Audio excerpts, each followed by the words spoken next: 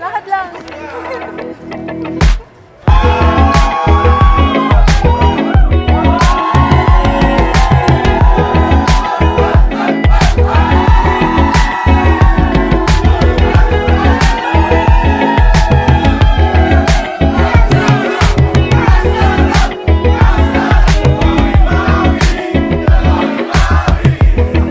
And I wonder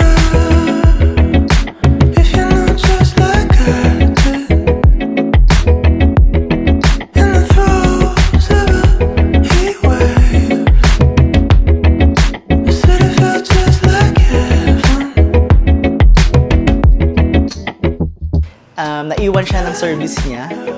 Tapos sumabay siya sa service ko. At inagaw niya yung upuan ko. So unang meet pa lang namin, nainis na ako sa kanya. 1, 2, 3. After kasi nun, hindi talaga ako good Maganda! night, gano'n. Kahit mag-good night siya. Like, unang namin, nag-thank you siya and good night. Nireplyan ko siya kinabukasan na.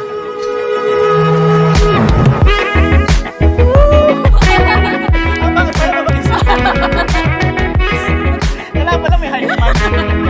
Kiss na ulit. And parang nagpaparinig ako sa kanya that time. Pero wala ano siya. So wala siyang pake. Basketball lang yung gusto niya ng time na yun. Nagtapa lang kami doon, then sabi niya napagod daw siya. So, ewan ko ba kung gumagawa lang siya ng way para umawak sa akin. So, umawak siya sa sa hands ko and braso. So, hinawakan niya habang naglalakad. So, para kami nag-i-slow mo dun na. So, sinabi ko agad yung gusto kong yung nararamdaman ko. Pwede ko siyang ligawan, ganun. And nagtuloy-tuloy naman hanggang sinagot niya ako nung February 7. Which is same date nang nag-propose ako sa kanya. Niyaya mo lang ako mag-mega mall para samahan ka bumili ng regalo sa isa nating kaibigan. Ang hindi ko alam, ikaw pala ang regalo na ibibigay sa akin ni God. God really blessed me to have you in my life. For a while there it was rough, but lately I've been doing better than the last 4 cold Decembers I recall. You are the strongest, the calmest, and the most nonchalant person I know. But in the rare times that you do get scared and nervous to face the world, I promise that I'll always be there to pat your back, hold your hand, and tell you that it will be alright. And I thank God every day. I promise to build a home with you, where we can both thrive and be boring together. I promise to love you during the sunny, the stormy, and the so-so days. I love you. Oh, and I hold you every night, and that's a feeling I wanna give you. Alam kong nasanay ka mag-isa. Alam kong kaya mong gawin lahat mag-isa. While I admire you for that, yung tapang mong gawin lahat mag-isa, starting today, I promise na hindi ka na mag-iisa.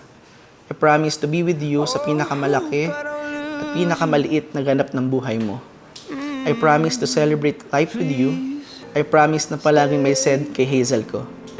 I want you, I need you, oh God. Don't take these beautiful things that I've got.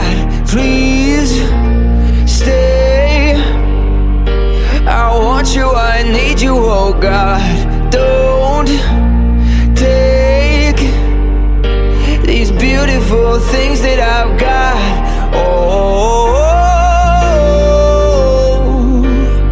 ooh, please don't take. I found my mind, I'm feeling sane. It's been a while, but I'm finding my faith. If everything's good and it's great, why do I sit and wait till it's gone? Oh, I tell you, I know I've got enough. I've got peace and I've got love, but I'm up and I'm thinking I just might lose it all. Please stay.